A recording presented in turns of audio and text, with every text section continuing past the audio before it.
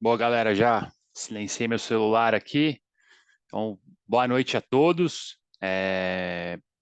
Queria agradecer aí a oportunidade, o tempo de vocês de entrar na casa aí de cada um. Não sei se tem alguém que ainda está no escritório, deslocamento, né? Então, a gente fala com as pessoas em diversos lugares. Então, obrigado pelo tempo de vocês.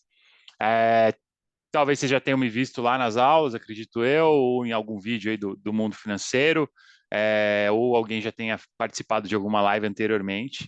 Então, deixa eu só me apresentar aqui, até para que todo mundo me conheça, né? Eu sou Vladimir Macedo, o pessoal chama de Vlad. Eu sou professor aqui do mundo financeiro, estou no projeto junto com o Felipe desde o começo. Acho que de todas as mudanças aí, eu fui o que permaneceu ao longo de toda a jornada aí como parceiro do mundo financeiro, tá? Então a gente começou bem antes da pandemia, né? A gente começou, se eu não me engano, lá em 2017, né? Começo de 18, talvez a gente disponibilizou os primeiros cursos. Sou profissional do mercado financeiro, como a maioria de vocês, acredito eu, né?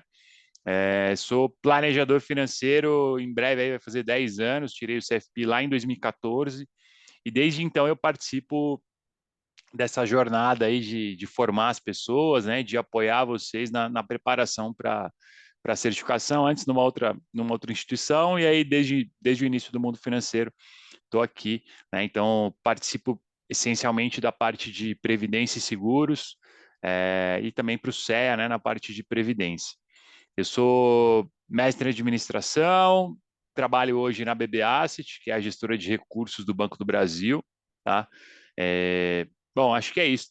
Passei por seguradora, tive atuação também em entidade aberta de previdência, tenho uma carreira um pouco diferente dos funcionários do Banco do Brasil.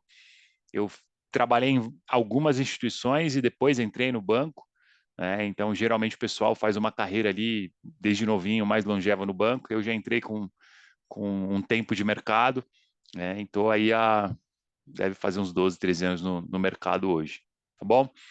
Queria fazer alguns combinados com vocês, pessoal. Esse material que eu vou apresentar aqui, depois o Felipe sobe na plataforma, então vocês vão acessar ele lá com grande facilidade, tá? A gente fez ao longo dos últimos exames esse modelo, onde na primeira live, né, na primeira aula ao vivo, eu dou uma repassada nos principais pontos. É bom que já vão surgindo dúvidas, vocês já vão trazendo as dúvidas que vocês tiverem. A gente vai pegando inputs das últimas provas e colocando aqui para o pessoal, né? Então eu já vou começar falando com um tema aí que deu até alguma polêmica, digamos assim, né? É, Recentemente, tá? Então vou entrar aí com esse tema, né? Que deu essa pequena polêmica, tá? E aí a gente vai falar de todos os itens previstos ali no módulo 3, tá? É, Fiquem à vontade para fazer perguntas, tudo bem? Então, sem grandes protocolos, se vocês entenderem que é o momento de fazer ali alguma colocação, alguma pergunta, só pedir a palavra. Às vezes eu vou estar olhando para o lado, é que eu estou com outro monitor aqui, tá? Então, onde eu vou deixar a tela do Zoom. Gosto de falar, porque às vezes parece que está olhando para o lado, não está atento. Não, não, é que eu estou usando duas telas mesmo e a câmera está aqui nessa principal. Beleza? Antes de começar, alguém quer fazer alguma pergunta, fazer alguma colocação aí sobre o módulo 3? Fiquem à vontade aí, pessoal. Se alguém quiser abrir a câmera também, sem grandes cobranças, não é nenhuma cobrança, tá? É só se alguém quiser mesmo se sentir confortável aí, só para não parecer que eu tô meio só aqui falando, tá bom?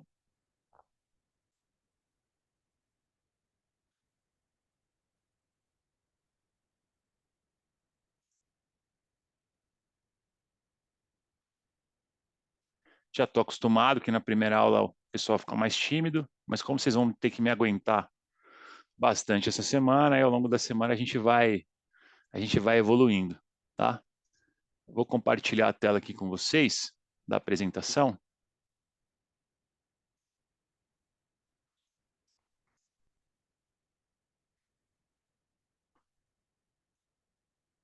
Peço só que vocês confirmem para mim se tá aparecendo a tela. Se alguém puder dar um ok aí. Tá, mundo financeiro. Boa. Apareceu. Peraí. Ó, que moral agora, hein? Vocês começaram a falar comigo, já é um ganho. Beleza, obrigado, pessoal. Então, preparatório CFP, estamos aqui com 8 futuros planejadores financeiros, tá? Tenho bastante dica para dar para a prova, tudo bem? Mas aí eu vou dar ali na última aula. A gente tem aula hoje e quarta para falar do módulo 3, quinta e sábado para falar do módulo 4, tá? As dicas de prova que eu venho a dar para vocês relacionadas a conteúdo, eu vou dar ao longo da aula, tá? Mas essa é uma prova que é necessário ter bastante estratégia, é necessário ter atenção com diversas questões relacionadas ali ao tempo, alguma organização e tal, tá bom? Então, eu vou dar ali as minhas sugestões, longe de mim querer ditar regras, né? Mais ali a percepção de alguém que ouve o pessoal fazendo a prova, as mudanças recentes que tiveram, né? Da Carlos Chagas e tal. Talvez vocês tenham alguma preocupação com o tempo, né? Então, eu tenho algumas dicas para dar lá em relação a tempo, né? Então, peguei até tinha visto já as mensagens que tinham rodado no grupo da última turma, né? Mas guardei o grupo lá no WhatsApp. Depois da prova, geralmente o pessoal comenta, né, sobre a prova, o que cai e tal. Então fui dar uma olhada lá para relembrar, para trazer hoje para vocês. E aí eu vi novamente algumas pessoas falando: "Ah, pô, de manhã tive dificuldade com o tempo e tal". Então tem algumas dicas aí depois ao longo desses encontros, geralmente no final ali eu faço um fechamento de para dar boa sorte e concentro essas dicas, tá bom? Então, Professor, eu, vai, fala vai ter aula Felipe. na quinta? Cara, meu calendário aqui fala que vai ter aula. Ó, peraí que eu vou abrir aqui um segundo. Você falou segunda, quarta, quinta e sábado. Ó, vamos lá. Módulo 3 hoje, módulo 3 quarta, módulo 4 quinta, módulo 4 no sábado. Eu sei que tem gente que vai fazer talvez só o módulo 3, né? Aí na quarta eu dou essas dicas de prova, tá bom? Só para ninguém perder aí, para ninguém se sentir preterido. É Não o sei se o mesmo horário. calendário segunda, quarta e quinta é o mesmo horário. Ah, beleza. No sábado acho que é aquele horário das 9 da manhã. Não, beleza. É porque a gente não, pelo menos a minha aqui não tem que tem aula quinta. Deve ser alguma extra, né? É, eu vou avisar o Felipe então, para ver se eu que estou comendo bola aqui ou se tem algum ajuste aí no calendário a ser feito. Eu tinha uma cirurgia que eu ia fazer na boca, e aí acabou até desmarcando, e as minhas aulas ele agendou para ficar tudo nessa semana, tá? Mas eu vou avisar ele, Filipão, e aí a gente comunica vocês o quanto antes. Deixa eu até anotar aqui, peraí. A gente Combinado. comunica vocês o quanto antes aí sobre as aulas, tá? Beleza, valeu.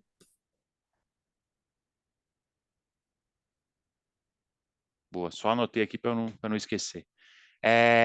Então, bora lá. Pessoal, fiquem à vontade, tá? Só abrir o áudio. Quiser fazer qualquer pergunta. Sei que deve ter gente aqui que já fez a prova, gente que não fez, tá? Fiquem tranquilos. Para quem nunca fez, não precisa pegar não precisa se ancorar, já usando lá as finanças comportamentais, né, pessoal, na experiência dos outros. Na verdade, a experiência dos outros serve para a gente aprender com ela, né? Aquele dito popular, né? Aprender com o erro dos outros e tal. Então, aprender com a experiência dos outros, acho que é o mais rico aqui, tá? Então, pô, as pessoas têm dificuldade com o tempo, então eu vou ter dificuldade com o tempo. Não, você vai conseguir ter uma estratégia para não sofrer lá com o tempo, tá bom? Caiu na prova, não nessa caiu também, nessa que eu falo a última, tá, pessoal? Mas a penúltima prova caiu um tema que as escolas, de certa forma, não tratavam dentro dos seus programas, tá? Conversei com o pessoal lá da FK, conversei com o pessoal de outras escolas que a gente tem contato também, né? Todo mundo é profissional do mercado financeiro, né? Então somos concorrentes, mas é uma concorrência saudável, tem uma troca ali, uma conversa. Isso é bem natural, né? Você conversa com o teu amigo que é de outro banco e tal. Então isso também acontece aqui. A gente vai fazendo colegas aí ao longo dessa jornada. E aí, pessoal, a prova trouxe 2 exercícios que falavam de um tal de fator. E aí a galera deu uma bugada com esse fator, né? Então o exercício que aí o pessoal trouxe era mais ou menos assim, ó. João tem 36 anos, quer se aposentar aos 60 com uma renda vitalícia de 3 mil por mês. Considere a rentabilidade real de 0,4% ao mês qual o valor que João precisa acumular mensalmente. Então, João tem quanto guardado hoje, galera? Tem zero. Se o exercício não me contou que ele tem alguma coisa, ele não tem, tá? Ó, alguém mandou alguma coisa no chat aqui, né? Ah... Boa, Brunão. Então já vai aprendendo aí já vai pegando as dicas, cara, que até a prova de 24 você vai estar fera. Já deixei o chat aberto agora aqui, pessoal. Isso aí. Sou Fica meio tranquilo. perdido de Zoom, tá? Porque eu trabalho todo dia com o Teams. E aí, quando eu uso o Zoom, parece que eu peguei um iPhone e um Android na sequência, assim, né? Então, às vezes, se eu cometer alguma gafe aqui, peço desculpa. Mas voltando para o exercício aqui. Então, esse fator, ele não era utilizado até então nas provas, tudo bem? A prova geralmente falava assim, fulano quer guardar R$ 1 milhão, e aí ele dava o cenário de taxa de juros e tal, e aí você tinha que fazer uma conta ali. Então, no caso aqui, ele pergunta quanto que ele quer acumular mensalmente. A gente vai fazer várias situações onde vocês vão fazer esses cálculos, tá? E aí a prova trouxe esse fato novo, que era o fator. Então, o que é esse fator, né? De onde tiraram esse negócio, tá? Qual que é o fluxo de um plano de previdência? Vamos pensar aqui um VGBL, um VG. Vou fazer VG aqui porque escrever com esse mouse é difícil. Eu guardo lá meu saco de dinheiro, tudo bem? Então aqui é um saco de dinheiro. E o que eu vou fazer com esse saco de dinheiro? Eu posso transformar ele em renda, tudo bem? Uma condição do plano de previdência é que em algum momento, no final ali da jornada, né, eu posso optar por manter esse saldo acumulado, eu posso optar por fazer o resgate, ou eu ainda posso transformar ele em renda. Então, o nosso exemplo ali, o João guardou esse saco de dinheiro e aí ele queria transformar lá em renda. Então, aqui essa renda seria um PMT olhando para frente, né? E aí, vocês já devem ter visto ali nas aulas, né? A ideia é que agora, aqui nesse momento, vocês já tenham visto as aulas, mas a gente vai falar disso mais à frente. Quando você vai transformar uma reserva, né? Pegar o teu saco de dinheiro lá do teu plano de previdência e transformar ele em renda, né? Você vai ter um tipo de renda. Então, você pode ter a renda vitalícia, tem vários tipos de renda. Cada pessoa opta por transformar sua reserva em renda num momento de vida, na verdade. Uma pessoa pode querer se aposentar aos 60, outra aos 70, outra aos 75. Uma pessoa vai querer uma renda só para ela, uma outra pessoa vai querer uma renda que reverta para um beneficiário. E aí, como que eu vou calcular quanto vai ser essa renda? Então, aqui, a gente tem alguns dos principais fatores que vão impactar essa renda. Qual que é a idade do participante? Vamos pensar que meu saco de dinheiro aqui tem R$ 1 milhão. Só para ficar um número mais fácil para a gente falar. Então, esse 1 milhão, se eu transformar em renda aos 60 anos, eu vou ter uma renda X. Se eu transformar em renda aos 70, se for uma renda vitalícia, né, a renda é maior. Por quê? Se eu transformar aos 60, eu ainda tenho uma expectativa de vida maior. Se eu transformar aos 70, a expectativa de vida, a probabilidade é menor. Pô, mas eu posso ser o Niemeyer, que eu vou viver cento e poucos anos. A seguradora não está preocupada com o Niemeyer, nem está preocupada com o cara que transformou em renda e morreu no mês seguinte. A seguradora está preocupada com a média. A média é que faz ela os gastos dela ali, o quanto ela vai desembolsar com renda. Tá? Então, quando eu transformo em renda, tem alguns fatores que vão impactar. Qual que é a idade do participante? Qual que é o sexo do participante? Pô, o sexo do participante? Sim. Mulheres vivem mais do que os homens. Tá? Qual que é a tábua atuarial do meu plano? A gente vai aprofundar esse tema ainda ao longo da aula, tudo bem? E qual que é a renda escolhida? Eu quero transformar meu plano de previdência numa renda vitalícia, numa renda temporária, tem várias rendas, a gente vai falar delas também. Peguei tudo isso daqui, tem um cara lá chamado atuário, formado em ciências atuariais, não sei se tem alguém que é formado ou pós-graduado aí, né, em ciências atuariais. O atuário ele vai fazer todos os cálculos, ele vai considerar quais são essas probabilidades, e a partir disso ele vai chegar a um fator. Ou seja, se eu aos 60 anos do sexo masculino tenho uma tábua atuarial X e quero uma renda vitalícia, o meu R$ 1 milhão, eu vou fazer ele vezes esse fator, e aí eu vou chegar no valor da minha renda. Tá? Para deixar mais claro para vocês, para ilustrar melhor, é mais ou menos isso daqui, ó. Como que eu vou usar esse fator?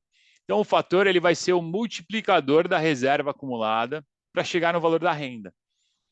O mais legal, pessoal, é que eles nunca vão pedir para a gente gerar o fator, tudo bem? Porque o programa não tem informação suficiente lá para você gerar o fator. Então, isso daqui a gente pode ficar despreocupado que a Fundação Carlos Chagas não vai chegar nesse nível. Se ela chegar, cancela, tá? Então, aqui o que a gente vai ter sempre é, quando eu precisar usar o fator, ela vai me dar esse fator, tá? E aí, a partir dele, né, a partir desse fator, eu vou chegar no saldo acumulado, né, ou chegar na renda, vai depender de como ele está cruzando ali as informações. Pode ser até que ele peça qual que é o fator, desde que ele me dê o valor da renda e o saldo acumulado. Tá claro que é uma fórmula aqui que tem 3 fatores? Ó. 1, 2, 3.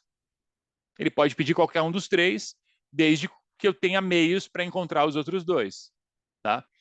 E se vocês entenderem qual que é o racional do fator, não tem segredo. Né? Então eu pego o saldo acumulado vezes o fator, ele vai chegar no valor da renda mensal. Tá? E para chegar no fator, o que eu preciso? Daquele monte de informação que eu trouxe ali atrás para vocês. Tá?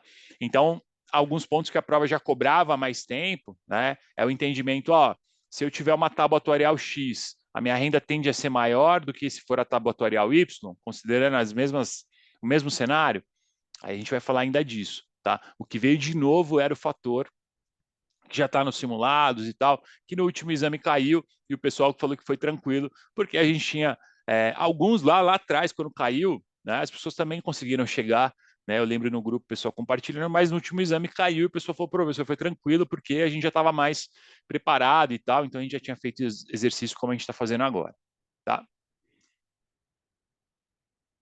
Deixa eu só fazer um negócio aqui que eu estou sem horário. Aí.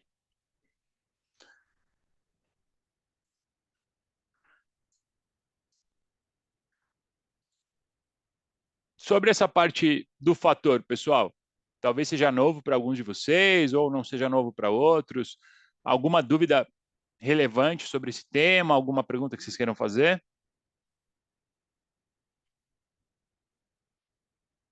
Beleza, surgir.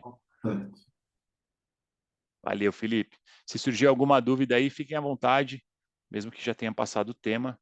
Sem crise, a gente volta.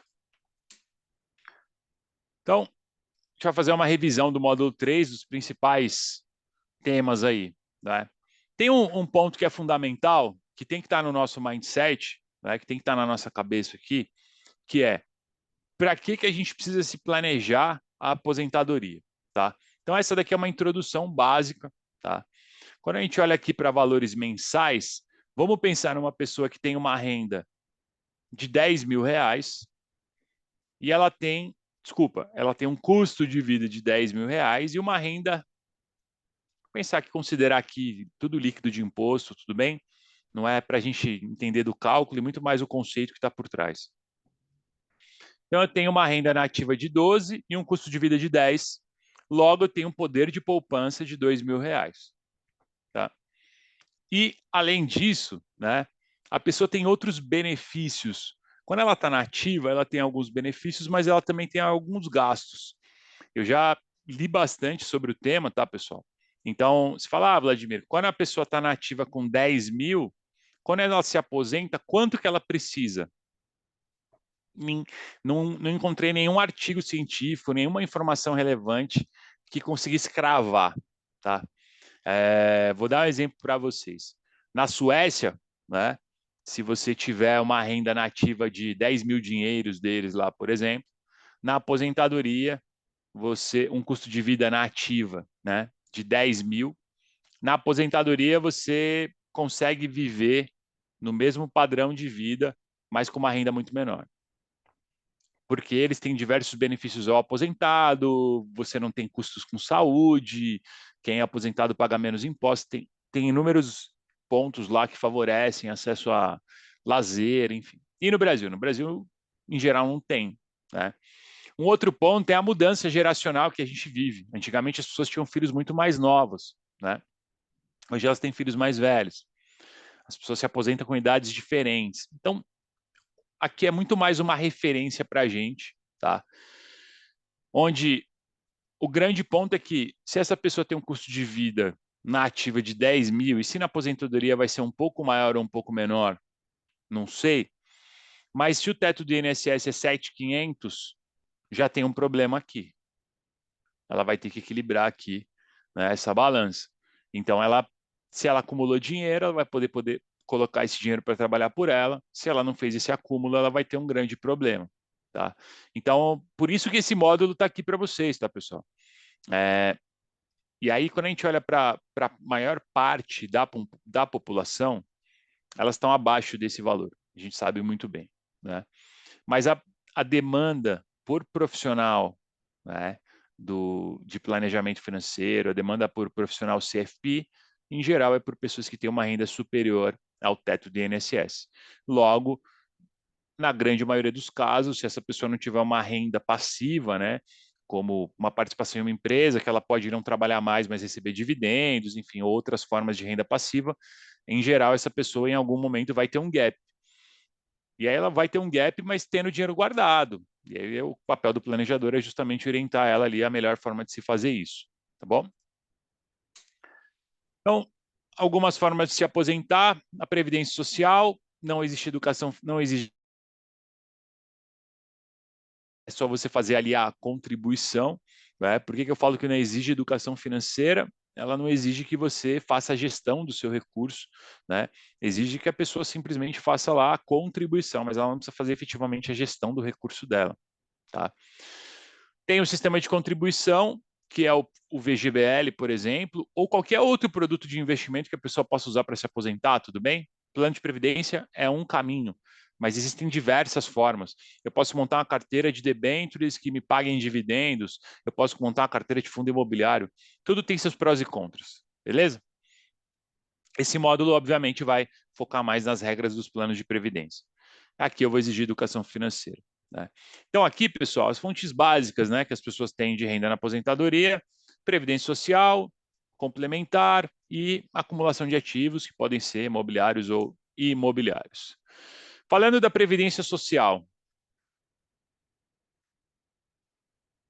só para vocês verem como é que eu sou velho de CFP, quando eu fiz a prova eram 4 módulos e não caía previdência social, hein? Então eu sou CFP old school aí. Mas eu gosto desse tema da previdência social porque ele é a base de todo esse negócio, né? Então, a regra geral, né, que é o Regime Geral de Previdência Social, ou RGPS, que é a sigla, né? Ele inclui todo mundo que contribui para o INSS. Se eu pago o INSS, eu faço parte aqui.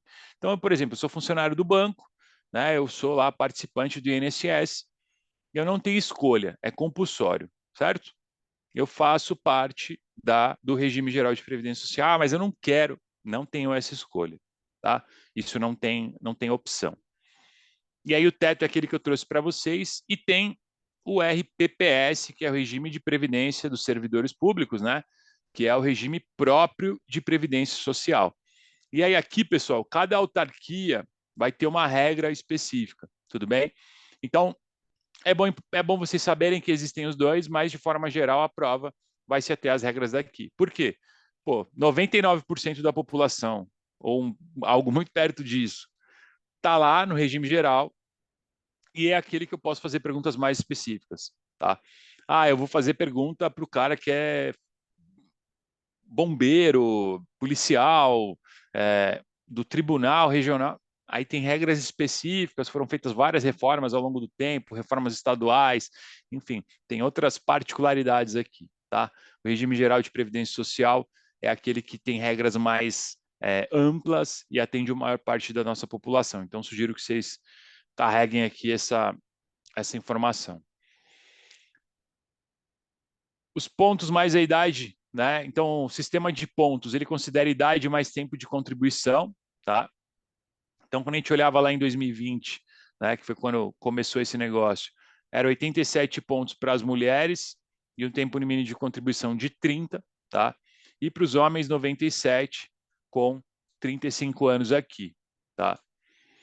A cada ano será exigido mais um ponto, ou seja, 2020 era 87 para as mulheres e 97 para os homens, e vai subindo até chegar 100 pontos para as mulheres e 105 para os homens. Tá? Como que eu somo os pontos? Idade mais tempo de contribuição. Simples assim. Tá? Tem também a forma de eu me aposentar por tempo de contribuição, né? E aí, se for por tempo de contribuição, tem uma idade mínima. Porque, ó, vamos pegar aqui uma mulher que ela tem lá 56 anos e 30 de contribuição. Dá 86. Ela não pode se aposentar pelo sistema de pontos, mas por aqui ela consegue se aposentar. Tá? E o mesmo para os homens, que é 61 anos de idade e 35 de contribuição. Na prova, pessoal, de forma geral, eles falam do sistema de pontos, tá? E de alguns benefícios que eu vou falar mais adiante, tá bom? E aí, a idade mínima, né? Ela vai subir até chegar em 62, com 30 de contribuição, e para os homens vai chegar a 65, 35, tá? Esses são alguns benefícios que a prova gosta. Então, eles gostam de falar lá do sistema de pontos, né? Falar da contribuição também, que ela não é optativa, né? Então, um funcionário de uma empresa CLT já caiu na prova algum tempo atrás, né? A pessoa contava uma história lá e falava que a pessoa era funcionário de uma empresa pelo regime CLT.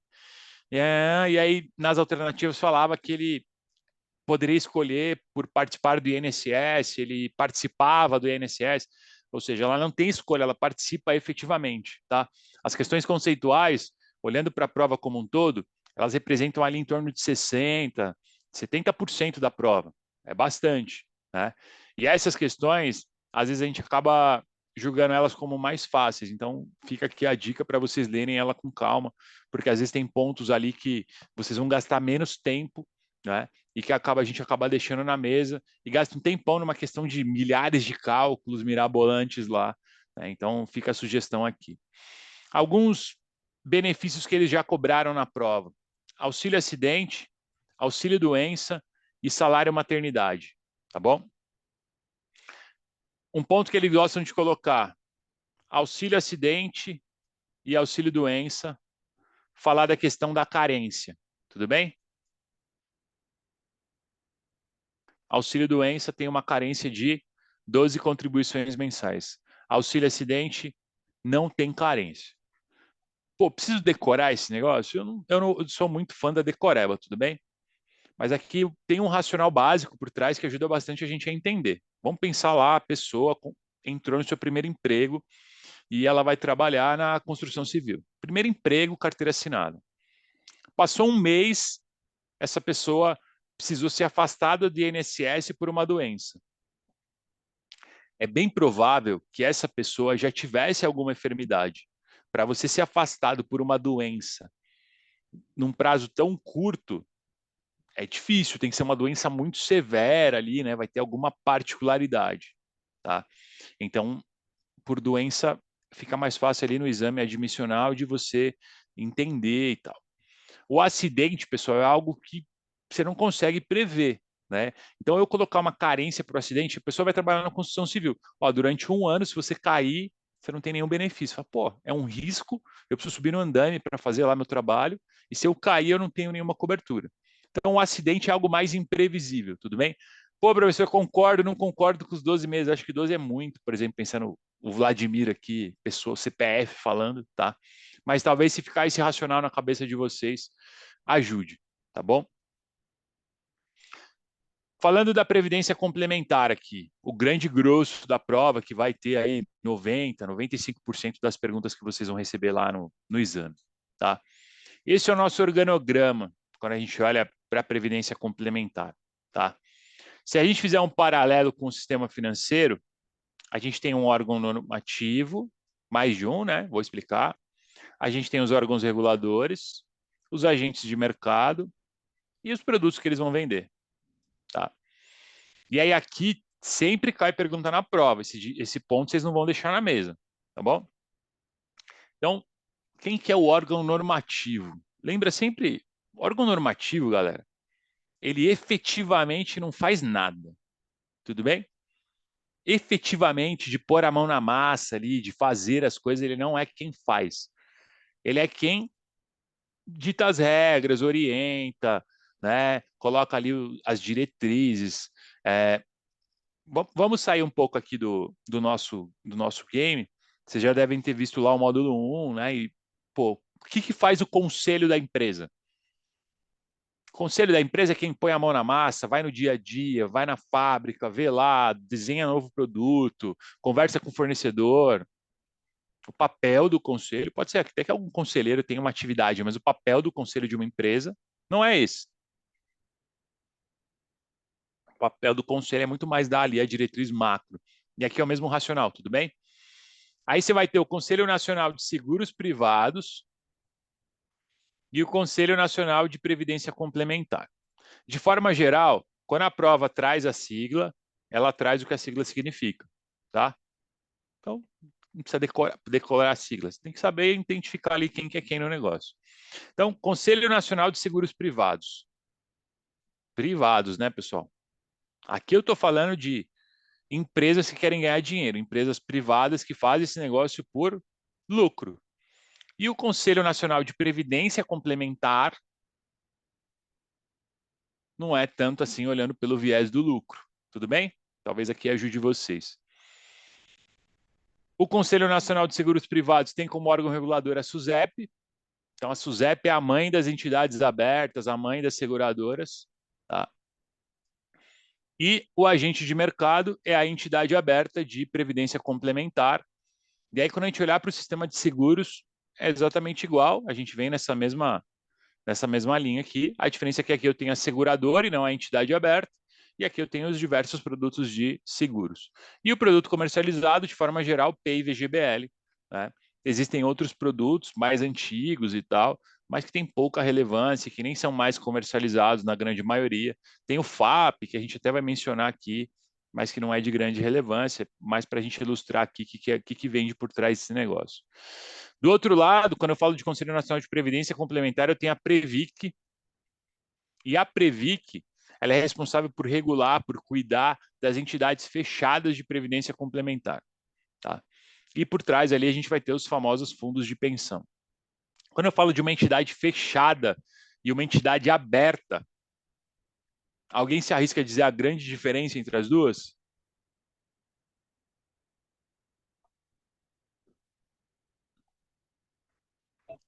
São os fundos de pensão, professor? Isso aí. E se você quiser entrar hoje, Leandro, é Leandro que está falando, né? Quem que Isso está mesmo, falando? isso Se, mesmo. você- Leandro. se você quiser entrar hoje, Leandro, na Petros, que é o fundo de previdência fechado, a entidade fechada da Petrobras, você consegue? Não, se não for funcionário, não. E se você quiser entrar num plano de previdência da Itaú Previdência? Se for aberto, né, para o público geral, eu posso. Um produto de prateleira, né, que eles vendem pelo Itaú. Isso, produto de prateleira, isso mesmo. Eu Então, posso. beleza, Leandro, obrigado, viu, por ter se Valeu, arriscado aí. cara. Valeu. Então aqui, pessoal, se o Leandro quiser participar da Petros, o único jeito é passar no concurso da Petrobras e entrar na Petros. Não tem outro jeito. O que eu quero dizer para vocês? Que sempre que eu olho para uma entidade fechada, ela tem um objetivo, ela foi criada para atender um público específico. E aqui, quando eu crio uma entidade fechada, eu crio ela para quê? Para prover a aposentadoria das pessoas. Entidade aberta é criada para quê? Para gerar lucro a partir da aposentadoria das pessoas. Entidade fechada, qual que é o objetivo principal? Prover a aposentadoria das pessoas. Vou dar um exemplo para vocês aqui. Trabalho no Banco do Brasil, já falei aqui, né, na BB Asset, na Asset do BB, e a gente tem lá a Previ, não é Previc, é a Previ, né, que é a aposentadoria do Banco do Brasil, que é uma das maiores do país e tal, junto com Petros, com CEF, enfim, são as maiores aí. Qual que é o grande objetivo da Previ? Prover a aposentadoria dos funcionários do banco, beleza? Meados dos anos 2000, teve um período onde a Previ tinha um superávit financeiro. O que eu quero dizer com isso? O dinheiro que tinha guardado, o retorno estava sendo muito bom, o dinheiro que tinha guardado, ele era suficiente para pagar quem estava aposentado e para projetar a aposentadoria de quem estava na ativa. Ela tinha um superávit financeiro. O que aconteceu nesse período? As pessoas pararam de contribuir. Porque o único objetivo dela é prover a aposentadoria daquelas pessoas. E aquela reserva, para aquele período, naquele cenário, era suficiente. Só para vocês entenderem aqui e ficar clara essa situação. Tudo bem? Beleza, então a gente já viu quem que é quem. E aí agora a gente tem alguns tipos de plano, tá? Então tem os planos chamados de benefício definido. Isso daqui, pessoal, para a gente contratar numa entidade aberta, tá? É praticamente impossível, tá? Hoje você não encontra, a gente encontrava aí 15, 20 anos atrás, tá? O que é um plano de benefício definido? A gente não precisa decorar, o nome já é muito claro, não é? Um plano de benefício definido nada mais é do que um plano onde, no momento da contratação, eu sei quanto eu vou receber de aposentadoria. Então eu vou lá, eu falo, entidade aberta, eu quero receber 10 mil. Aí ela vai fazer a conta, ela vai falar, Vladimir, você tem tantos anos, você vai se aposentar com tantos anos, então daqui até lá você precisa me pagar 2 mil por mês, para que no momento da sua aposentadoria, aos 60 anos, você receba os 10 mil que você quer. Tudo bem? Então é o benefício definido. Qual que é o meu grande risco aqui, pessoal? Eu vou lá e compro o plano da entidade aberta Zezinho da esquina. E aí a entidade aberta Zezinho da esquina quebrou. Meu principal risco é a saúde financeira dessa entidade aberta, tudo bem? Ou pode ser da entidade fechada também, tá? Isso é difícil de se encontrar, você não encontra para vender. Nos últimos anos, desde que eu comecei a estudar esse tema, eu não vi planos abertos. Você só vê gente que já tem os planos com essas características, tá? Tem uma característica mais coletiva, como vocês estão vendo aqui no slide. Beleza, o plano de contribuição definida. Aí aqui é onde a gente tem mais características, né, com o que está disponível hoje, com o que a gente vê comercialização, com o que a gente pode usar para atender os nossos clientes. Então, o valor do benefício complementar, ele é estabelecido no momento da concessão. O exemplo é do saquinho de dinheiro que eu falei, na é verdade? Que a pessoa foi lá, contribuiu ao longo da vida, e aí lá ela pegou aquele saco de dinheiro para transformar em renda, né? Então, a partir ali, né, o valor do benefício, ele é estabelecido no momento da concessão, tá? Isso vai aí o que vai depender aqui? Vai depender, por óbvio, quanto mais eu contribuir, quanto melhor for a gestão, quanto menores forem as taxas, né? Quanto mais retorno o gestor conseguir me entregar, melhor vai ser ali o valor futuro que eu vou acumular, e, consequentemente, maior a minha renda, tá? Então, o benefício não é definido. Acredito que muitos de vocês devem ter um plano de previdência, ou da empresa, ou que vocês contrataram lá apartado, e a grande maioria, se não a totalidade desses planos, vocês não sabem hoje exatamente quando vocês vão receber lá na frente. Dá para fazer uma projeção, enfim, mas não tem um acordo que, ó, se você me pagar tanto por mês até lá, você recebe X. Porque, em geral, vocês têm planos de contribuição definida, tá? E aí aqui as principais características, aqui é mais individualista, ou seja, quanto mais eu contribuir, quanto melhor for o valor futuro acumulado, melhor o meu benefício. Tem uma incógnita, obviamente, né? Se a gente ficasse anos e anos com uma Selic num patamar ali de 2, e aí eu tivesse uma inflação superior, quer dizer, eu ia ter um ganho negativo em relação à inflação, ia ter que tomar muito risco para gerar retorno. Então, juros altos é bom? Também não é bom, né? Porque os juros altos freia a economia, então se eu tiver renda variável na minha carteira, eu vou sofrer. Juros altos, mas qual que é o juro real, né? Agora a gente tem um juro real que tá elevado, mas um juro num patamar de equilíbrio é melhor tanto para a previdência como para os demais investimentos. De forma geral, ali é a melhor solução. E o principal risco é a gestão do recurso, tá? E é a característica dos sopa de letrinha aqui, né? PGBL e VGBL. Então, beleza, a gente já falou benefício definido e contribuição definida. Agora a gente vai falar do famoso plano averbado, tá? Então, vamos pensar que eu trabalho numa empresa, eu vou dar o exemplo de uma empresa que eu já olhei para o plano deles e tal, já tive o prazer de atender um funcionário que tinha plano lá. Então, vamos pensar que eu trabalho na Microsoft hoje, tudo bem, pessoal? Sou funcionário da Microsoft e tal, não sou do mercado financeiro não, sou de tecnologia e tal. Beleza.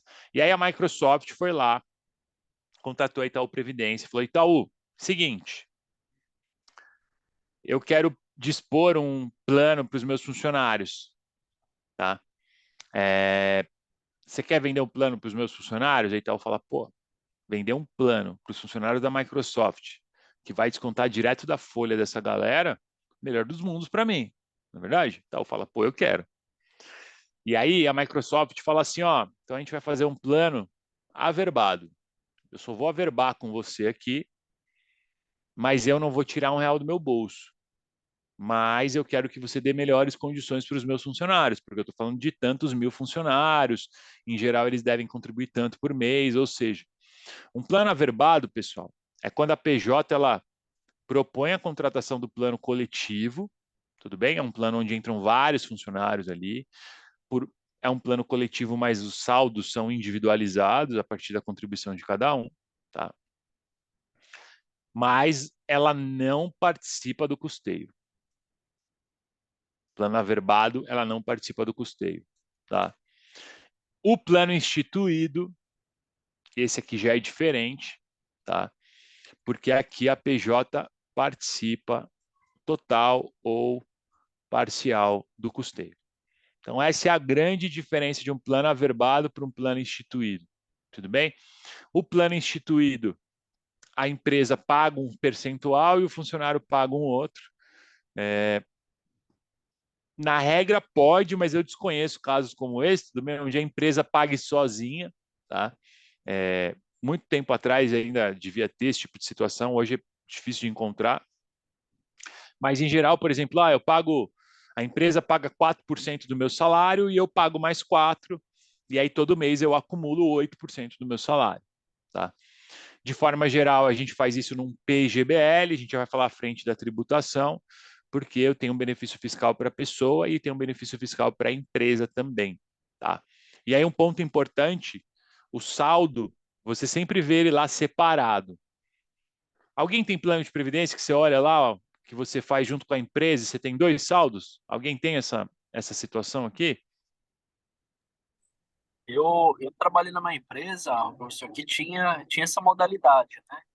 E aí eu acabei saindo, mas ainda se eu entro na minha conta lá, eu vejo lá, separado. O que é da empresa e o que é meu também. Sujeito à regra de vesting, que está patrocinado pela empresa. E aí o que é seu, você pode tirar a qualquer momento, já o da empresa não. Boa. É Priscila? É, É que apareceu só o e-mail aqui, eu não vi. Priscila, brilhou, é isso aí. Então, pessoal, ó, o Dário falou aqui também, eu tenho do Bradesco. Como que funciona aqui, galera? Plano averbado. Só eu contribuo, eu funcionário, e o saldo é meu, sempre meu. Beleza? O dia que eu for embora da empresa, eu levo esse dinheiro embora. Plano instituído. Tem dois saldos sempre. O saldo de contribuição do participante e o saldo de contribuição da empresa. Se só a empresa contribui, vai ter só um saldo, mas de forma geral, os saldos ficam apartados, tá bom? E aí, o que a empresa faz? Como bem disse a Priscila, ela coloca uma regra de vesting. O que é essa regra de vesting? O nome é muito mais feio do que a regra é, tá? A regra de vesting é assim, ó, é uma regra para você acessar a parte da empresa. Então, por exemplo, o Leandro falou que ele saiu da empresa e quando ele olha lá, ainda tem o saldo da empresa e o saldo dele. Né? Por quê? O que deve ter acontecido lá atrás? Usar o seu exemplo aí, Leandro. O Leandro ficou um tempo no plano e aí, quando ele saiu, provavelmente ele já preencheu o requisito para acessar parte do saldo da empresa, ou na totalidade, não sei qual que é a regra de vesting na empresa dele. Tá? Tem uma regra que é comum, tá? Que é, se a pessoa ficar 10 anos, ela pode acessar a parte da empresa. Tá? É uma regra comum de mercado, tudo bem? Isso não é a regra do produto. Na prova, o que cai é a regra de produto. Tá? Então, na prova, se ele vai falar, tem regra de vesting, ele pode contar qual que é essa regra. Ah, em 5 anos, como tem um exemplo aqui na tela, né? Em 5 anos, 10%, enfim. A regra pode ser como a empresa entender melhor. Tá? Um outro ponto que é legal de trazer aqui para vocês, que não caiu na prova, mas talvez um dia eles podem perguntar, é uma informação relevante, ao meu ver, e é simples. Vamos pensar que o Leandro, ao invés dele ter recebido, né, dele ter ficado com uma parte da empresa. Então vamos pensar que quando ele resolveu sair, tinha lá 50 mil de reserva do Leandro e 50 mil de reserva da empresa que ele trabalhava, tá? E aí o Leandro resolveu sair. Aí a empresa olhou na regra e falou, Leandrão, seguinte, ó, a parte da empresa você não tem direito, cara. A sua parte você leva, a sua parte é sua. Esses 50 mil, que é a parte que a empresa contribuiu, o que acontece com esse dinheiro? Vai para o caixa da empresa? O que acontece? Tá? O que acontece é o seguinte, pessoal. Essa empresa ela não contribui mensalmente para os funcionários? Então ela paga, por exemplo, por mês um boleto de 200 mil reais. O Leandro deixou na mesa 50 mil. Logo, ao invés da empresa pagar 200 mil, ela vai pagar 150. Ou seja, a reserva não volta diretamente para o bolso da empresa, ela vai para o plano, dividir pelos demais funcionários a partir do que eles têm de direito. Tá? O que acontece é que a empresa, no próximo mês, né, ela vai acabar pagando uma parcela menor ali. Tá? E isso aqui é uma regra que claramente é utilizada pelas empresas para reter talentos, para as pessoas não pedirem demissão, para elas trabalharem mais tempo por lá. Tá bom? Plano de previdência tem também uma outra característica importante que é ser utilizado para planejamento sucessório. Tá? Então, quando eu contrato um plano de previdência, eu vou lá e eu faço uma proposta, né? Talvez vocês já tenham visto esse nome, é uma proposta que você faz para entidade aberta. Né? Ó, entidade aberta, eu, Vladimir e tal, preencho meus dados e eu quero aplicar aqui R$ 1 milhão. O racional é o mesmo da contratação de um seguro, tudo bem? E a entidade aberta, assim como no seguro, ela pode aceitar ou não a minha proposta. Tá? Pô, o Vladimir é envolvido em processo de lavagem de dinheiro, baita dor de cabeça, baita risco de imagem, tô fora. Não vou aceitar. Não tem problema nenhum, tá bom? E ela não precisa falar. É uma relação comercial. Se ela não aceita, ela não precisa, ela só não quer. Tá? Beleza, ela aceitou. Nessa proposta, tem um campo dos beneficiários. Tá? Então, eu preciso colocar lá quem são meus beneficiários. Tá? Quem que eu posso pôr como beneficiário? Eu posso colocar qualquer pessoa. Qual que é a sugestão do planejador financeiro? Tá? Que não se desvie da regra de sucessão. Tá? E quando eu tenho um sinistro oriundo de um plano de previdência, ou seja, a pessoa tinha lá uma reserva e ela morreu. O que acontece com esse dinheiro? A pessoa tem uma reserva, ela morreu, o dinheiro vai para os beneficiários. O grande benefício é a não cobrança do ITCMD, que é o Imposto de Transição Causa-Mortes. Tá? Em alguns estados existe essa cobrança. Alguns juízes reclamando e tal, e aí isso traz alguma jurisprudência. Logo, nos últimos exames, a prova não tem entrado nesse mérito do planejamento sucessório. A prova foge do que seja polêmica, do que possa gerar cancelamento. Tudo bem, pessoal? Então, aqui é importante que vocês saibam, pô, é uma lista de estados, tá? Como que começou essa história? Né? O que eu encontrei de literatura disponível é o seguinte. Tinha uma grande família muito rica, que tinha lá o seu patriarca, e essa pessoa estava no leito de morte ali, e boa parte dos recursos da família não estavam em previdência. E aí foi feito um aporte multimilionário e a pessoa morreu dias depois. Se o aporte já foi efetivado, não recolhe TCMD, porque o dinheiro, quando a pessoa morreu, já estava num plano de previdência. Tá? E aí a Defensoria Pública, né, teve acesso a essa informação e aí entrou lá, né, com a ação e o juiz deu ganho e aí isso gera uma jurisprudência. Então tem alguns estados que pode existir aí a incidência, tá? Não vamos entrar muito nesse mérito, a prova não gosta de polêmica. A regra do produto é essa que vocês estão vendo aqui, tudo bem? É pago como um sinistro. Alguns conceitos adicionais aqui. Taxa de administração de um plano de previdência é igual à taxa de administração de um fundo, não tem mudança diferença nenhuma. taxa de performance também, respeita lá a marca d'água. O ponto é que só pode existir para investidor qualificado taxa de performance, diferente de fundos CVM 555, né?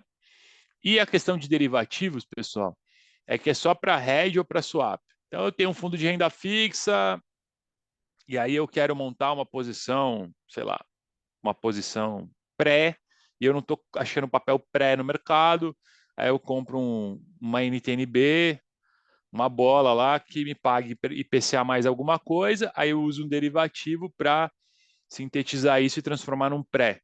Então, eu fiz ali um swap, né? Troquei um indexado por um pré-fixado. Ou se eu quiser fazer o hedge, uma proteção de alguma posição. Tá? Pô, professor, por que a Previdência não pode alavancar? Porque no plano de Previdência, dentro do mesmo fundo, tem eu e tem minha mãe. Então tem eu e tem uma pessoa que já está aposentada ou que está perto de aposentar. E aí, se você incrementa muito o risco, eu talvez tenha ainda uma janela muito longa para me recuperar. Se você incrementar muito risco, muita possibilidade de risco, num negócio que é de longo prazo e que a pessoa já está no final dessa janela, e aí deu errado quando ela está no final, um baita risco. Tá? Adicionalmente, pessoal, planos de previdência nos últimos anos se tornaram uma ótima, se não uma das melhores fontes de refinanciamento. Espera aí, rapidinho. Aí. Uma das melhores fontes de refinanciamento do governo. Porque esses caras compram um título público a dar com pau e o governo consegue rolar sua dívida muito com essa galera aqui. Beleza? Quando eu invisto o meu dinheiro, eu vou investir num FII, que é um fundo de previdência especialmente constituído, tá? Aqui as principais carteiras, aí, as principais possibilidades que a gente tem aqui. Então, eu vou ter a família de renda fixa soberano, risco soberano, ou seja, comprar exclusivamente título público federal. Isso daqui, pessoal, praticamente inexiste, tá? Por quê?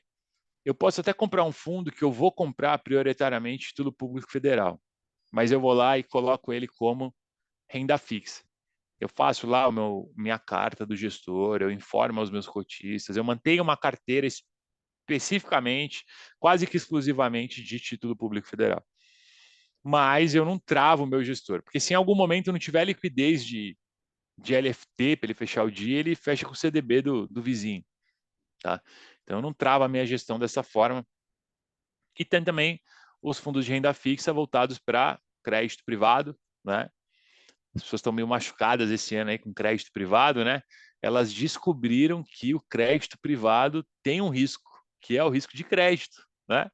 Então a gente descobriu isso daí, talvez não da melhor forma, né? Boa parte aí Lojas dos... americanas. Não entendi, desculpa, Priscila. Lojas americanas. Americanas, a Light, né, que era uma empresa de concessão que não poderia pedir RJ, e aí eles pediram RJ pela holding, agora eles saiu uma matéria aí que não, a gente não vai mais pedir, então, olhando para frente é um cenário bom para crédito privado, né, mas sem me alongar muito aqui, né, as pessoas descobriram agora, né, e o principal case Americanas, que é um case que não é um case especificamente de crédito, né, pessoal? Tem tudo para se confirmar uma fraude contábil que implicou no risco de crédito, né? Mas primeiro você tem uma fraude, né? Então, as pessoas descobriram que o crédito privado pode dar negativo também. Tem uma família que é mais antiga, que são os compostos ou balanceados, que eles têm lá renda fixa mais variável e ele vai ser até 49% de renda variável, tá? Não pode passar de 49%. Esse tipo de fundo, ele era mais forte anteriormente, e aí a última mudança que teve trouxe essas duas famílias aqui, tá? Quando saiu a CVM 555, e aí a gente teve uma mudança importante, onde esses fundos perderam apelo. Por quê? Para comprar risco, para comprar ações, né, prioritariamente eu tinha que comprar dentro desses compostos. Tá? Mas eles acabavam sendo fundos muito passivos, pouco ativos. Então, você tinha, por exemplo, um composto 40. Era um fundo que ia manter 40% em ações. Aí, se ações subia muito, o que ele tinha que fazer? Vender. E se ações caía muito, ele tinha que comprar. Então, eram fundos que têm um track bem ruim quando você olha para trás e tal. A prova não deve entrar muito nesse meandro, não. Um negócio que a prova gosta é desse aqui, ó, data-alvo. Tá? Data-alvo é uma estratégia bem interessante quando você olha para aposentadoria, quando você olha para previdência. Por exemplo, eu vou me aposentar, então, estamos em 2023, meu objetivo de me aposentar é em 2050. O que eles fazem? Eu tenho um alvo de 2050, eu quero chegar lá em 2050. Daqui até lá, o que eu faço? Aqui eu tomo mais risco e aí mais perto eu tomo menos risco, tá? E aí eu posso ter um data-alvo com renda variável ou sem renda variável, tá?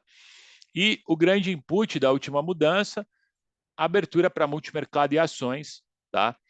Em geral, a gente encontra estratégias aqui, multimercado. Ações, como ele é só para investidor qualificado, limita um pouco o público, e os de multimercado já abrem até 70% em ações, a gente vê que as assets, de forma geral, têm trabalhado por aqui. Isso fez com que as grandes boutiques de investimento, né, Verde, Bahia, entre outras aí famosas, viessem para esse mercado, porque antes elas não tinham opção. Elas não tinham como fazer gestão de um composto balanceado, elas também não são tão focadas, pelo menos não eram, né, em renda fixa, então a gente acabava tendo uma oportunidade menor. A indústria de previdência também cresceu bastante nos últimos anos aqui com opções de fundo. Tá? Vamos falar do nosso amigo PGBL. Tá? Então eu tenho na entidade aberta, eu tenho prioritariamente dois produtos, o PGBL e o VGBL. O PGBL faz sentido para um público seleto, tá? E aí isso tem que ficar muito claro para a gente, porque senão a gente vai deixar pontos na mesa lá. Então, para quem que ele faz sentido? Para ele fazer sentido, a pessoa tem que, impreterivelmente, pessoal, preencher esses 3 requisitos. Tudo bem? Então, ela tem que fazer declaração de R no modelo completo. Ela pode aplicar até 12% da renda bruta dela. E ela tem que participar da Previdência Básica, INSS ou regime próprio. Preencher esses 3 requisitos, pessoal, faz sentido lá o PGBL. Tá? Então vamos olhar aqui um exemplo matemático, tá bom? Uma pessoa que tem renda bruta anual, ou seja, quando você faz o imposto de renda, acho que alguns de vocês devem fazer o próprio imposto de renda, né? Cada vez mais normal, né? Pô, esse ano fiz imposto de renda em 20 minutos, porque já vem tudo preenchido, né? Eu sou bancário, minha esposa é bancária, quer dizer, a renda é toda acessível ali para a Receita, né? Não tem grandes informações, gastos médios, já vem tudo alimentado no sistema. Então, fiz ali em poucos minutos. E aí, quando você olha para a sua renda bruta anual, você teve uma renda de 200 mil, por exemplo. Então, a base de cálculo do seu imposto de renda é 200 mil. Né? Aqui é aquela tributação que vai sofrer incidência pela tabela progressiva do imposto de renda, tudo bem? Que é a tabela que vai até os 27,5. Tem alguns recursos que a gente recebe ao longo do ano que eles têm tributação exclusiva na fonte.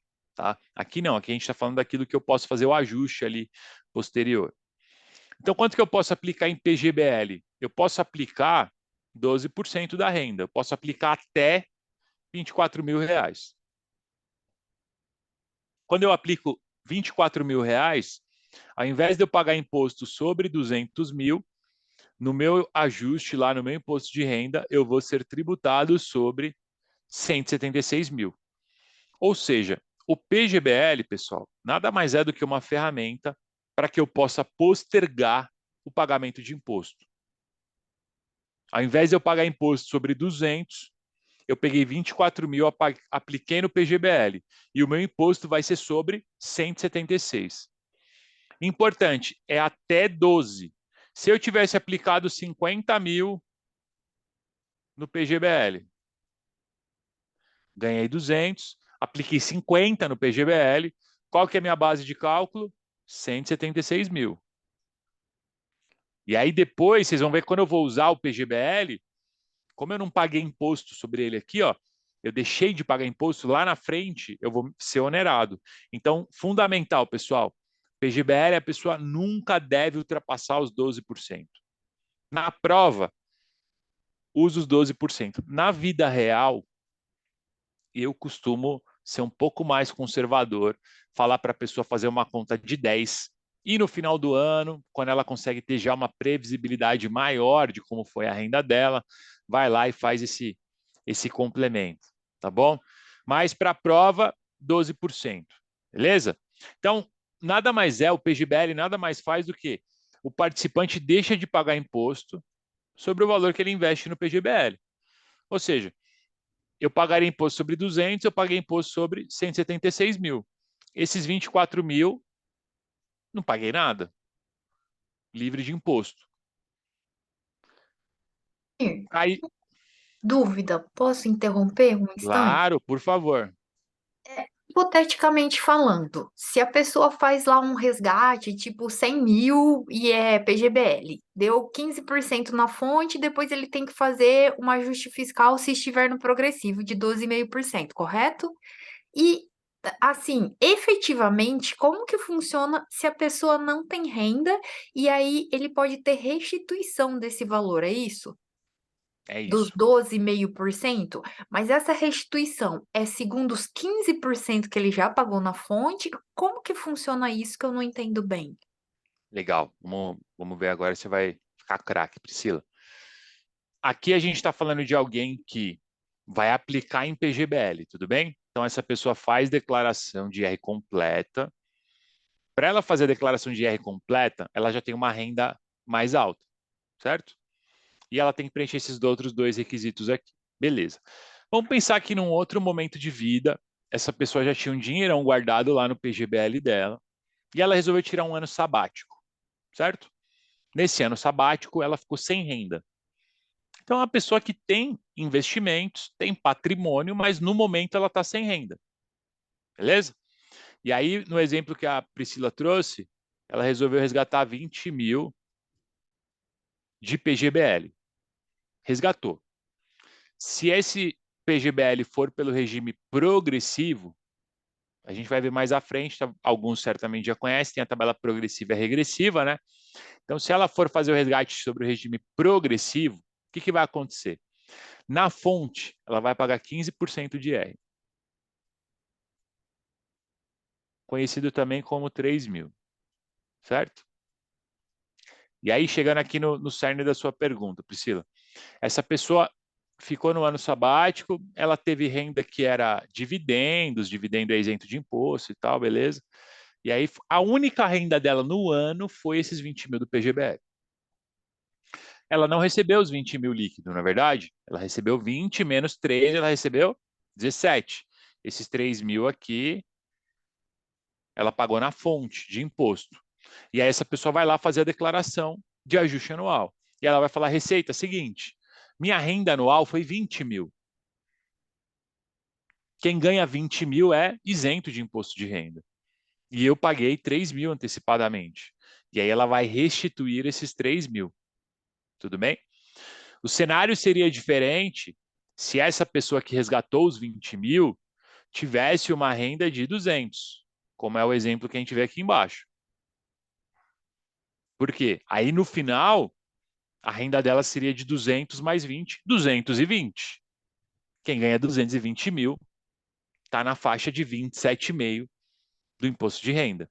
E aí, ao invés de restituir esses 3 mil, na verdade, ela ia ter uma diferença adicional para pagar aqui de 12,5, para chegar nos 27,5 que a Priscila trouxe para a gente. Tá? Me fiz entender, Priscila? Fez sentido agora? Obrigada. Não consegui te ouvir, desculpa. Sentido. Obrigada. Show. Na última prova, pessoal, caiu uma pergunta que alguns se confundiram e vocês não vão se confundir, tá? Quais os valores que eu tenho que considerar para um PGBL, né? Então o pessoal falou, pô, professor, calma uma pergunta lá, que eles contavam uma história, eles traziam vários rendimentos que a pessoa tinha, e ele pedia para eu calcular qual que era o valor máximo, qual que era o valor ideal para ela ter o melhor benefício fiscal. O melhor benefício fiscal é 12% da renda bruta, tudo bem? Mas vamos lá. Ele me trazia vários valores. Quais desses valores eu devo considerar? E aí, se eu não sei, aí aqui, pessoal, é um ponto onde a prova, ao longo dos últimos anos, ela vem adicionando, conversando mais entre os módulos, tudo bem? Então aqui tem alguns pontos que são muito mais ali do módulo 1, talvez do módulo 5, do professor Cláudio, lá de tributação, né? Mas que é importante vocês terem conhecimento para conseguir resolver aqui esse exercício, tá? Então vamos lá. Quais valores eu devo considerar para calcular os 12% do PGBL? Salário. Pô, salário é o base, pessoal. Salário é o que eu vou calcular. Então, se a pessoa tem salário, se ela é CLT, enfim, se ela tem um salário mensal, eu vou considerar. 13º, pessoal. 13º está fora, porque 13º tem tributação definitiva exclusiva na fonte. Tudo bem? O que eu pago de imposto no 13º está pago, não tenho o que fazer. Vladimir, Oi, participação no resultado também, né? tudo que tiver tributação definitiva exclusiva na fonte, também. Quando é participação no resultado, a gente está falando da PLR, né? Participação de lucros e resultados. Ela tem uma forma de pagamento, ela tem uma questão tributária. Tem alguns bônus que as empresas pagam que tributariamente esses bônus têm uma condição, uma característica distinta, e aí ele entra mais como, ele tributa como salário, tudo bem? Que aí vai lá nos 27,5 normal, tá? Mas a PLR, especialmente, ela é tributada exclusivamente na fonte. Quando a gente olha para aluguéis, pessoal, aluguéis a gente deve considerar lá para os 12%. Então, quando eu recebo aluguel, o correto, que a maioria das pessoas não faz, mas o correto, o que é? Eu recebo aluguel, eu declaro lá no meu imposto de renda que eu tive uma renda de aluguel, e essa renda vai se somar às minhas rendas para que eu faça ali a minha declaração de ajuste anual, tá? Então, esse aluguel, ele soma também nas minhas rendas, né? Então, quem tem muito imóvel alugado, essa pessoa paga lá no final do frigir dos ovos 27,5. Rendimentos de CDB. Pô, pessoal, renda fixa, tabela regressiva, né? Tributação exclusiva na fonte. Rendimento de LCA, pior ainda, né? LCI, LCA, tudo tributa na fonte.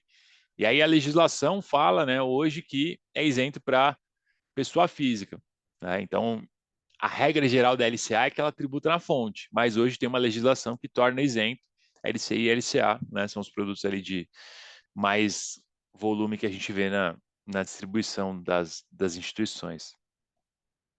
Dividendos, pessoal, dividendo tem tributação, mas é uma tributação exclusiva na fonte.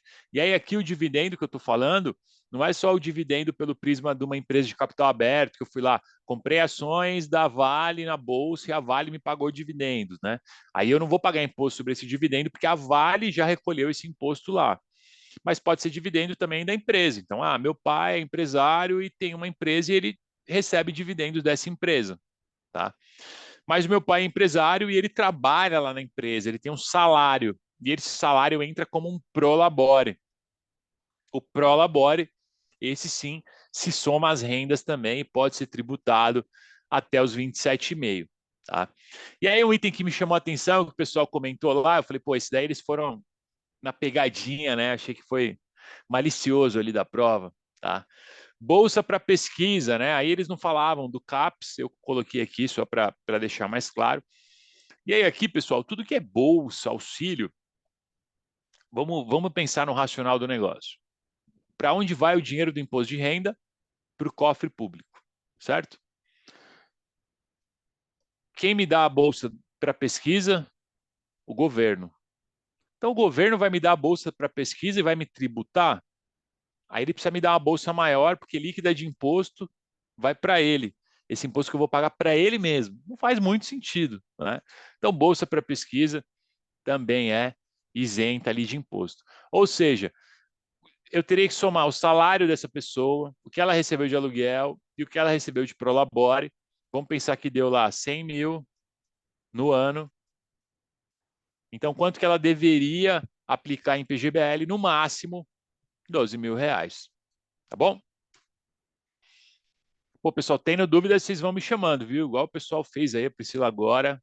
Esse é o momento de falar. No dia da prova, infelizmente, eu não vou estar lá com vocês. Nosso amigo VGBL, tá?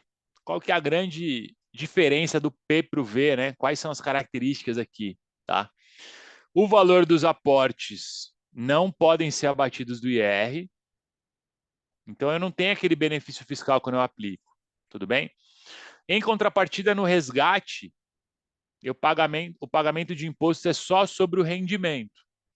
Por quê? O PGBL, a gente viu, ficou claro para a gente, né, que o PGBL é uma ferramenta para eu postergar o pagamento de imposto de renda, não é verdade? Eu deixo de pagar imposto hoje e vou pagar o imposto lá na frente. O VGBL, ele nada mais é do que um investimento de longo prazo, onde eu vou pagar imposto apenas sobre o meu rendimento, tá? Então, ó, a pessoa foi fazer o resgate de um VGBL, ela tinha lá 120 mil de saldo. Desse saldo, 70 mil era principal, 50 mil era rendimento. Imposto de renda incide sobre o rendimento. Então, ela vai pagar imposto sobre 50 mil reais. Se fosse um PGBL, eu nem precisava saber o que era principal e rendimento. Se fosse um PGBL, eu já ia pagar imposto sobre tudo, tá? Beleza, apliquei na Previdência, agora eu vou resgatar. Tem uma regra de carência para o primeiro resgate, tá? Que ele pode ser feito após uma carência de 60 dias a 24 meses. Boa parte do mercado trabalha com esses 60 dias, tá? Mas a legislação fala de 60 dias a 24 meses. E depois que você faz o primeiro resgate, tem uma carência para os próximos. Por quê? Plano de previdência não é para ser usado para liquidez. Reserva de caixa, o cara fica resgatando todo dia. É um negócio para aposentadoria. Tributariamente, ele faz muito mais sentido no longo prazo, né? Então, acaba que não é o objetivo dele ficar fazendo resgate, então ele não vai ter uma grande liquidez. E aí aqui, a legislação fala entre 60 e 180 dias, mas de forma geral, os resgates, né, são feitos aí em 60 dias. Ou seja, contratei um plano, passou 60 dias, fiz um resgate. Para eu fazer o próximo, quanto tempo tem que esperar? 60 dias, tá? Essa é a regra ali, né, de carência entre resgates, tá? E aqui a gente vai falar agora das rendas atuariais, que é o negócio lá que a gente viu do fator e tal, né? Eu vou ter aí uma renda que quando eu contrato o plano, ela já consta, eu já sei qual que é essa renda, tá? Não tem como alterar, tá bom? A entidade aberta não pode alterar ao longo do tempo, eu também não consigo alterar, então eu já sei qual que é a tábua atuarial, que a gente já vai falar o que é a tábua atuarial. E essa renda vai ser maior ou menor dependendo dessa tábua, tá? Que essa tábua atuarial, pessoal, nada mais é do que uma tábua de expectativa de vida, expectativa de sobrevivência, tá? As tábuas atuariais que a gente tem são essas daqui. O que é esse AT? É American Time, ou seja, a gente usava tábuas atuariais americanas. A gente não tinha cálculo, não tinha estudo feito aqui no Brasil, tá? Então tinha lá T49, 83 e 2000. 49 porque pegava a expectativa de vida do americano em 1949. 83 de 83 e 2000 de 2000. Ou seja, se eu tivesse o meu 1 milhão lá e fosse transformar numa renda pela tábua T49, vamos chutar aqui que eu ia ganhar 10 mil por mês. Na T83 eu ia ganhar menos. Pô, professor, por que menos? De 1949 para 1983, as pessoas passaram a viver mais. Então, se dava 10 mil por mês, como ele vai ter que dividir agora para mais meses, a expectativa é que eu sobreviva mais, eu vou receber menos. E de 83 para 2000, a mesma coisa, evoluiu também a expectativa de vida. Então, aqui, menos ainda. Ou seja, a tábua mais benéfica para o participante é a que for mais antiga. Tá? Então, às vezes, você vai atender um participante que ele tem um plano e uma tábua muito antiga. Às vezes, vale manter aquele plano, porque a tábua é muito benéfica para ele. Eu posso ter um valor menor, mas se eu transformar em renda com a T49, vai me dar uma renda maior do que na T2000. O que eu quero é renda. Não quero renda. Então, se eu não quero renda, isso aqui não serve para nada. Ah, eu quero renda, então eu tenho que olhar para esse negócio. E a gente tem a BRMS, que é a nossa tábua aqui do Brasil, tá? Que ela teve início em 1º de abril de 2010 e ela tem os fatores atualizados a cada 5 anos. Como que funciona a BRMS? A gente está em 2023. Vamos pensar lá que em 2036 eu vou transformar o meu plano de previdência em renda e eu contratei meu plano agora. Qual que é o fator que eu vou utilizar? Meu plano é BRMS. Ele vai pegar a tábua de 2035. Afinal, ele atualiza ela a cada 5 anos. É uma tábua mais justa para ambos os lados. Por que eu falo que ela é mais justa para ambos os lados? Porque quando eu vou me aposentar em 2036, eu pego a expectativa de vida mais próximo que tiver, no caso 2035, tá? Se eu me aposentar hoje pela AT2000, eu estou me aposentando em 2023 com a expectativa de vida que as pessoas tinham em 2000. Então a BRMS ela equilibra melhor essa relação, tá? Mas o que é mais benéfico para o participante, que é o que a prova já perguntou algumas vezes, sempre a tábua mais antiga, tá? Então quanto mais antiga a tábua, melhor. Algumas das rendas, pessoal, que podem ser contratadas, as mais importantes ali. Eu não gosto muito que vocês decorem, tá? Ah, vou decorar os tipos de renda que cada uma faz. Acho que isso não é tão importante para vocês. Uma sugestão, uma dica. O que cada renda faz está muito claro no seu nome. Se a prova for falar dessa renda, ela vai te trazer. Então veio lá, fulano de tal, nananana, transformou um plano de previdência em renda pela renda mensal vitalícia. Como funciona a renda mensal vitalícia? A pessoa vai receber enquanto ela sobreviver. Renda mensal vitalícia. Morreu, acabou. Simples assim. Renda mensal temporária. Essa aqui tem uma pegadinha, mas vocês já vão ficar espertos. Ó. Então, a renda mensal temporária é de 10 anos. Transformei lá, vivi 10 anos, passou dos 10 anos, acabou. Aí, acabou, né? Ela era temporária para 10 anos, acabou, beleza. Transformei em renda mensal temporária para 10 anos. Só que aí, no meio do caminho, tá? Eu vou morrer. Então, eu recebi durante 5 anos e morri. Morreu. O que acontece com essa renda? Acabou, pessoal. Toda a renda que é reversível para alguém vai ficar muito claro no nome, tá? Por exemplo, renda mensal vitalícia com prazo mínimo garantido, vamos colocar os mesmos 10 anos aqui. Renda mensal vitalícia, enquanto eu viver vai me pagar, tá? Beleza. Chegou, tô lá com 90 e tantos anos, já recebi muito mais do que os 10 anos, morri. Morri, vitalícia morreu, já passou o prazo de 10 anos, beleza. Transformei em renda, passou 2 anos e eu morri. O prazo mínimo garantido é 10. Então ela vai reverter para alguém e esse alguém vai receber por esses próximos 8 anos. Essa renda será paga pelos 10 anos. Mas está muito claro no nome. Se atentem a isso, tá? Aqui tá repetido, só está com mais informações. Renda mensal vitalícia reversível ao beneficiário. Mesma coisa, né? Se eu morrer, vai para o beneficiário, tá? Um ponto aqui, pessoal, se eu for transformar uma reserva em renda mensal vitalícia, ela vai me dar um valor. Se eu for transformar essa mesma reserva em uma renda mensal vitalícia reversível ao beneficiário, vai me dar um valor menor.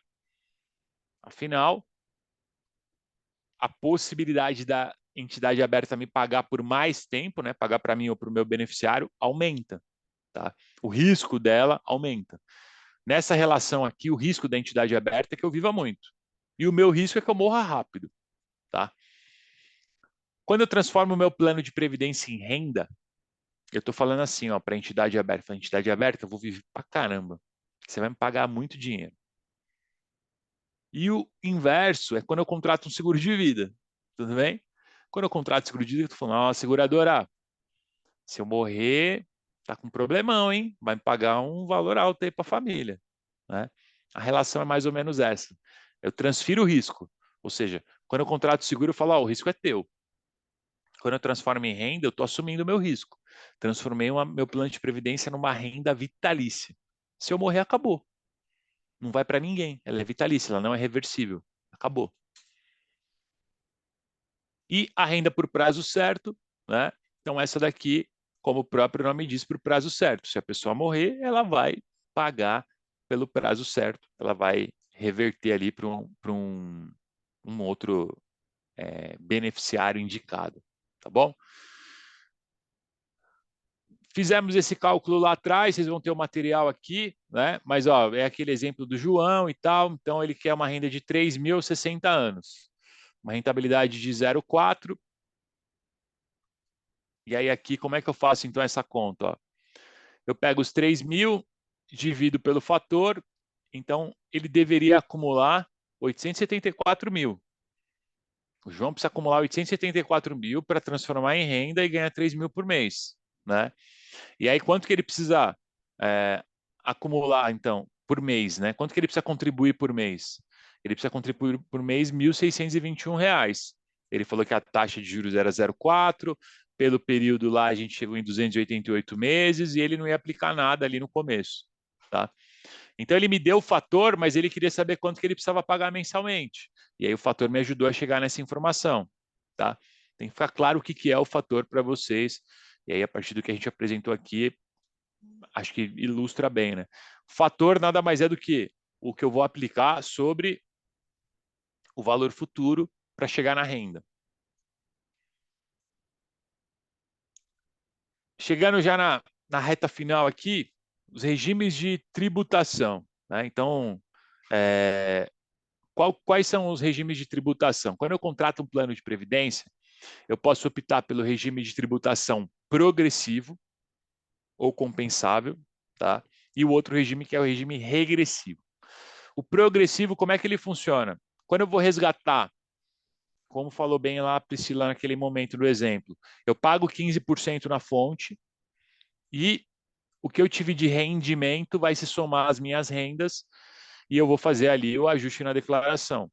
Eu posso chegar a pagar 27,5, que é o pior cenário, ou eu posso restituir e no melhor cenário não pagar nada, tá? De forma geral, para quem demanda atendimento de um planejador financeiro, esse cenário de não pagar nada é um cenário relativamente hipotético, porque as pessoas têm renda, têm patrimônio, então dificilmente ela vai ter isso, mas é uma possibilidade importante para vocês saberem, tá? E quando eu transformo em renda, ou seja, eu tinha um plano de previdência progressivo e eu transformei ele em renda, tá? O que acontece? Eu vou ser tributado pela tabela progressiva do imposto de renda. Então, eu já vou ser tributado na tabela certinho.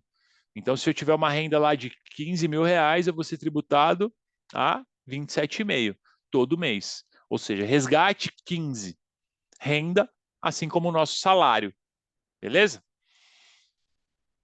Aí tem um exemplo aqui do resgate, né? Então, ó, a pessoa tinha lá 100 mil acumulado, 70 mil era principal, ou seja, 70 mil ela contribuiu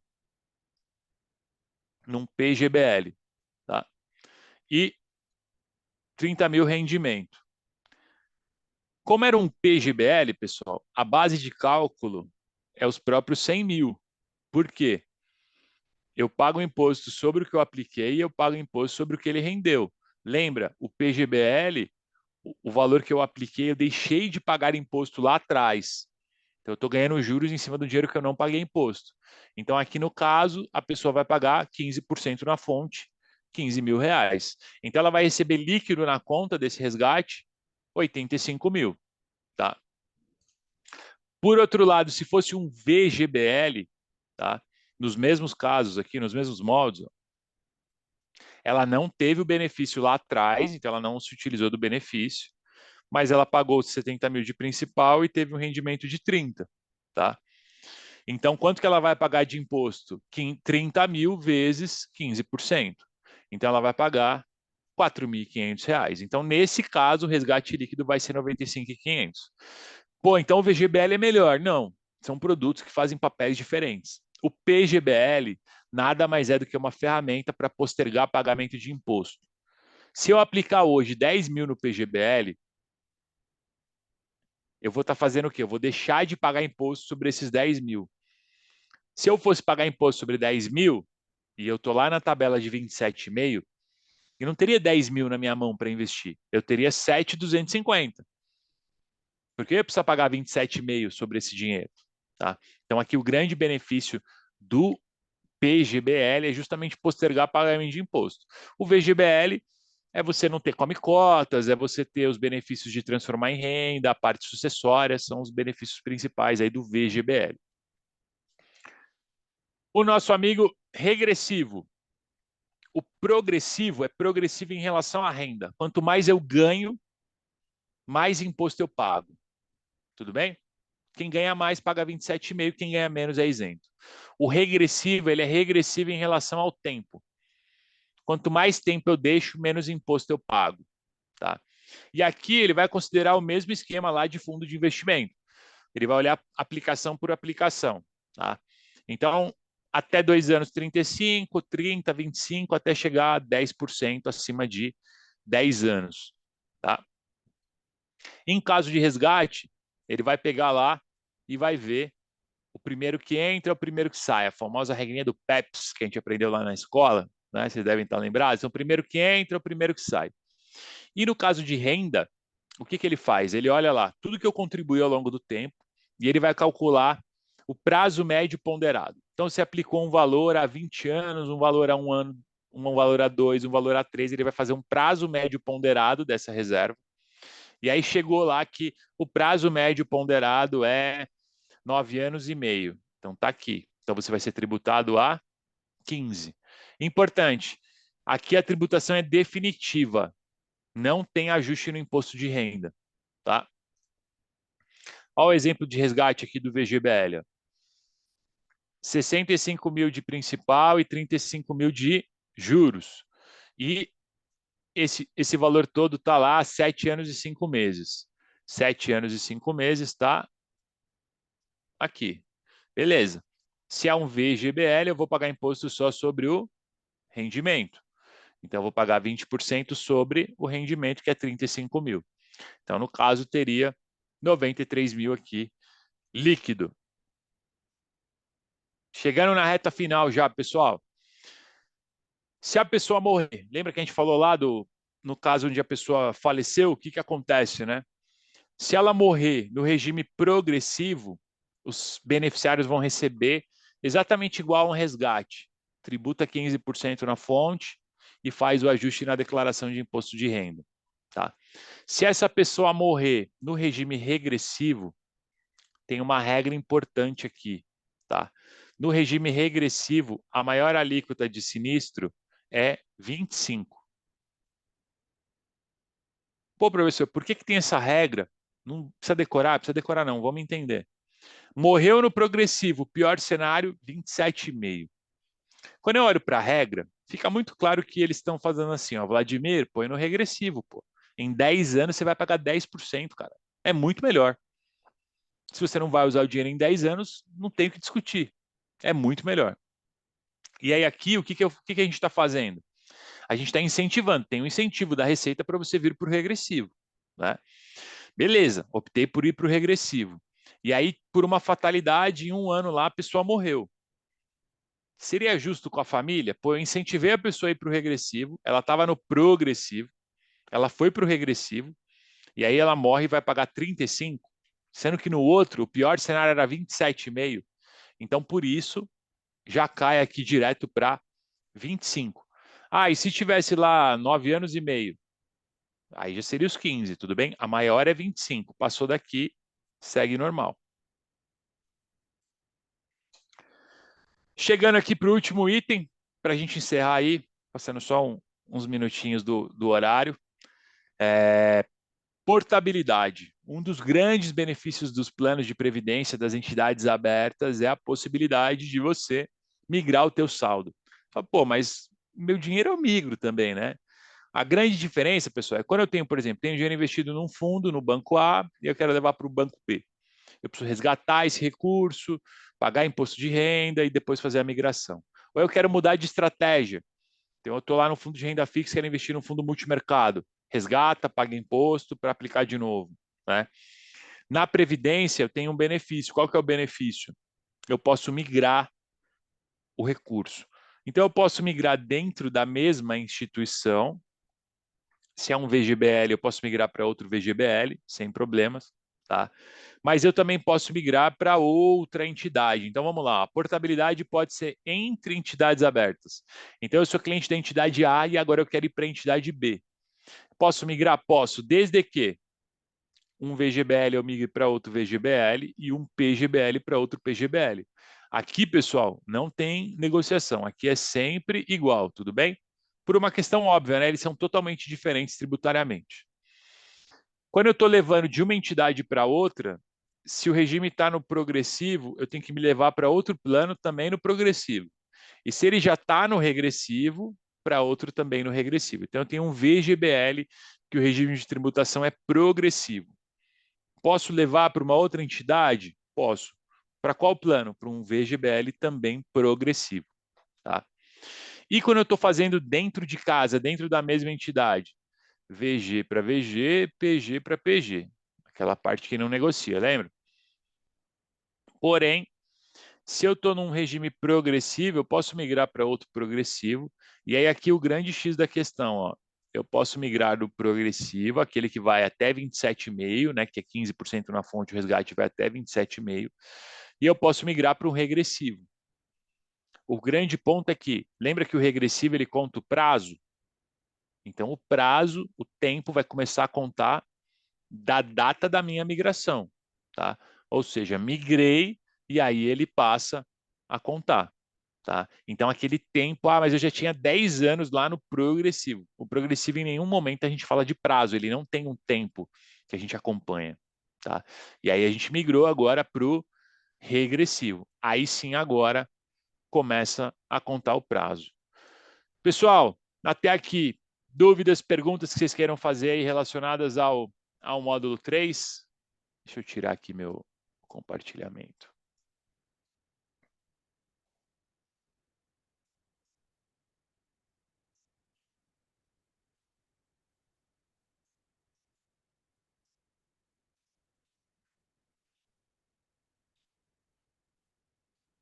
Algum ponto?